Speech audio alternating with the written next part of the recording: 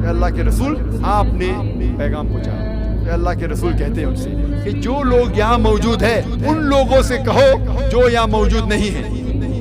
یہ مشرک لوگ آخرت کے دن پہ ہمیں دوشی ٹھہرائیں گے کہ جب اللہ سبحانہ و تعالی نے یہ مسلمانوں کو ہدایت دی تھی ان نے ہمیں کیوں نہیں کہا مسلمانوں آپ سب سے بہترین امہ ہیں سارے جہاں میں. کیا ہمارے لیے کوئی ذمہ داری نہیں ہے؟ اگر آپ اپنے ذمہ داریوں سے بھاگیں اللہ تعالیٰ آپ کی جگہ ایک دوسری قوم لے کے آئیں گے اور وہ آپ کی طرح نہیں ہوگی.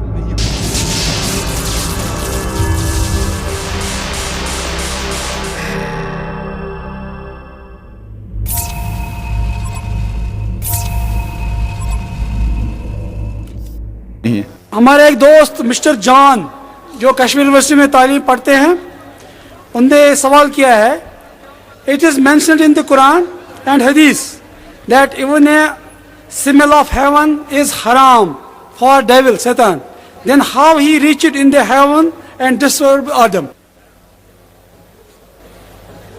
Question پوچھا گیا کہ it is mentioned in the Quran and Hadith that even a smell of heaven is haram for the devil, then how he reached in the heaven and disturbed Adam, peace be upon him.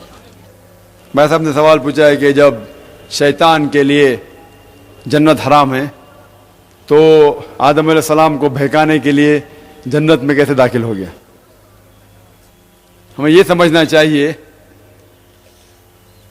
کہ جنت جس کا ذکر ہے قرآن مجید میں آدم علیہ السلام تھے الحمدللہ، لیکن جب آدم علیہ السلام اور بیوی حوا میں اللہ بھی پلیز ود دیم بوتھ، جب ان نے اللہ سبحانہ وتعالی سے فرمایا کہ اس جھاڑ کی طرف مت جاؤ اور وہ گئے اور پھر اپنی غلطی کا احساس کیا، اللہ تعالیٰ سے معافی مانگی، اللہ تعالیٰ نے معاف کیا اور وہ شیطان نے انہیں بھڑکایا تھا. تو یہاں ہم دیکھتے اس کے بعد اللہ سبحانہ و تعالیٰ نے ان کو زمین پہ لے کے آیا. اور یہ جیسا اللہ تعالیٰ فرماتے سورہ ملک میں چیپٹر نمبر 67 ورس نمبر 2 میں الذی خلق الموت والحیات، اللہ سبحانہ و تعالیٰ نے موت اور زندگی بنایا تو کہ وہ جانے آپ میں سے کون اچھے ہیں. یہ زندگی ہمارے لیے آخرت کے لیے امتحان ہے. تو جب ہم اس دنیا میں آئے تو سب نیچے آ گئے، آدم علیہ السلام، حوا اور شیطان بھی. اس کے بعد جب قرآن مجید میں یا حدیث میں ذکر ہے کہ شیطان کبھی بھی جنت میں نہیں جائے گا، وہ اس کے بعد ہے. جب نیچے آنے کے بعد جب انسان نیچے دنیا میں آئے اس کے بعد یہ ذکر ہے کہ شیطان کبھی بھی جنت کے نزدیک بھی نہیں آئے گا. اس ٹائم وہ الگ تھا. ابھی جب ہم انسان جب آئے اور قیامت کے دن پہ حساب کتاب ہوئے گا، اس حساب کتاب کے بعد تو شیطان، اور جب شیطان کا ذکر آتا ہے اسے صرف ابلیس ہی نہیں ہوتا ہے. قرآن مجید نے فرماتا ہے سورہ ناس میں سورہ نمبر 114 میں کہ شیطان جن میں سے بھی ہے اور انسان میں سے بھی ہے. شیطان جن میں سے بھی انسان میں سے بھی. سو جو کوئی اللہ سبحانہ و تعالیٰ کی بات نہیں مانے گا اور شیطان کی بات مانے گا وہ بھی شیطان میں شمار ہوتا ہے. تو انسان اور جن جو اللہ تعالیٰ کی بات نہیں مانتے، شرک کرتے، شیطان کی بات مانتے، اسے بھی شیطان کہا جاتا ہے. اور یہ لوگ بھی انشاءاللہ جنت کے قریب کبھی بھی نہیں آئیں گے اور وہ جہنم میں جائیں گے. اب ایک اہم سوال اسی سلسلے میں آیا ہے. حجر اسود ہمارے عقیدے کے مطابق جنت کا پتھر ہے، جبکہ ہندو لوگ اسے کسی بھگوان بھولے ناتھ کا لایا کہتے ہیں. ہم کیسے مطمئن جواب دے سکتے ہیں ان کو کہ یہ کالا پتھر واقعی جنت سے آیا ہے؟ ہندو یہ سوال کرتے ہیں کہ اگر ہم پتھر کو پوجتے ہیں، تم بھی تو حج کے موقع پر حجر اسود کو چومتے ہو. محمد اشرف. یہ بہت اچھا سوال ہے کہ کہتے ہیں کہ یہ حجر اسود، مسلمان کہتے ہیں کہ مورتی پوجا، پتھر کو پوجنا حرام ہے، تو آپ لوگ حجر اسود کو پوجتے ہیں، وہ کیوں نہیں حرام ہے؟ اور دوسرا سوال کہ یہ حجر اسود انہوں کہتے ہیں کہ شنکر کی مورتی، ہم کہتے ہیں آسمان سے ہے. یہ کہتے ہیں، اس میں کوئی تاریخ کی بات ہے ہی نہیں. اگر وہ کہتے ہیں تو کیوں نہیں مسلمان بنتے آپ؟ اگر آپ مانتے ہیں شنکر کی مورتی، مسلمان بن جاؤ، کون روک رہا آپ کو؟ حکمت کا جواب ہے یہ ہے کیا کوئی، یہ تو خالی پھینکنے کی بات ہے، کوئی بھی کچھ بھی کہہ دیتا ہے، مان لینا ضروری نہیں. لیکن حکمت ہے کہ ٹرن دا ٹیبلز اوور، بازی پلٹ لو.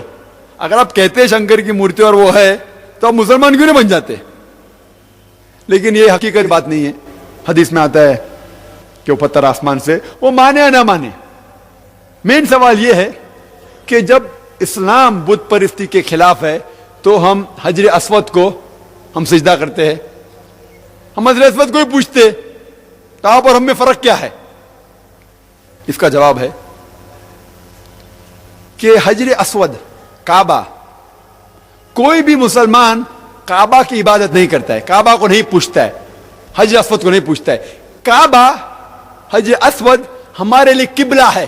किबला के मानी डायरेक्शन, किबला है। और हम मुसलमान हमेशा कांग्रीगेशन, एकता में मानते हैं। और कुरान मजीद की आयत है कि अब जहां भी है किबला की तरफ रुख करके नमाज पढ़ो। सूरह बकरा की आयत है।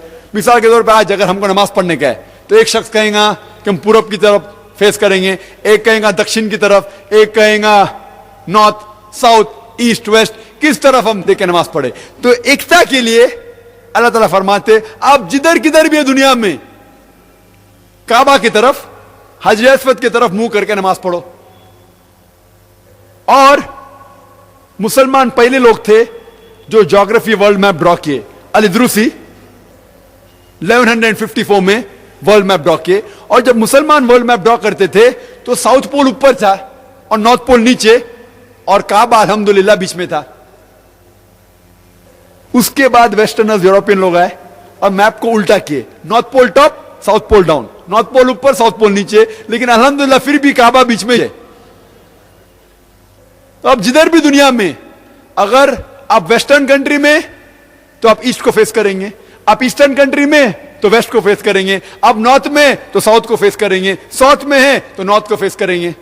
जब यहां मुझे नमाज पढ़ना होता, मुझे पता नहीं किबला किधर है, तो मैं ये नहीं पूछता हूं कि सूरज कहां डूब रहा है, क्योंकि सूरज कहां डूब रहा है वेस्ट में, और वहां नमाज पढ़ूंगा तो लोग बोलेंगे अरे सूरज को पूछता हूं। मैं पूछता हूं सूरज कैसे निकलता है वहां से, अच्छा तो उल्टे जगह नमाज पढ़ता हूं मैं। हिकमत, हिकमत। तो काबा सिर्फ किबला है। और हम जब जाके तवाफ करते, लोग कहते हैं कि आप तवाफ क्यों करते, क्या आप पूछते हैं? हम तवाफ करते हैं क्योंकि अल्लाह सुब्हानहू व तआला और अल्लाह के रसूल ने कहा। लेकिन हिकमत से जो मैं जवाब सोच सकता हूं, क्योंकि हर सर्कल का एक ही सेंटर है, तो हम जब तवाफ करते हैं हम ये कहते हैं कि अल्लाह एक ही है। हम जब तवाफ करते हैं, सर्कमएम्बुलेशन अराउंड द काबा तवाफ करते हैं, हर सर्कल का एक ही सेंटर है, तो तवाफ करते हैं हम ये कबूल करते हैं कि अल्लाह एक ही है। और जो जवाब जहां पत्थर को चूमने की बात है, हजरत उमर, मैं अल्लाह बी प्लीज विथ हिम, जो उनने कहा, जो जिक्र है, वो जवाब काफी है एक गैर मुसलमान को जवाब देने के लिए। और जिक्र है सही बुखारी में, सही Bukhari volume number 2 in the book of हज, चैप्टर नंबर 56। हजरत उमर, मैं अल्लाह बी प्लीज विथ हिम, वो कहते हैं कि ये काला पत्थर, हजर अस्वद को देखते हुए कहते हैं ये काला पत्थर मुझे कोई नुकसान भी नहीं पहुंचा सकता है, कोई फायदा भी नहीं पहुंचा सकता है, क्योंकि मेरे नबी रसूलुल्लाह सल्लल्लाहु अलैहि वसल्लम ने चूमा, इसलिए मैं चूम रहा हूं। ये काला पत्थर मुझे कोई फायदा भी नहीं पहुंचा सकता है, नुकसान भी नहीं पहुंचा सकता है। ये अल्फाज हजरत उमर रज़ियल्लाहु अन्हु के काफी है कहने के लिए कि हम पत्थर को नहीं पूछते।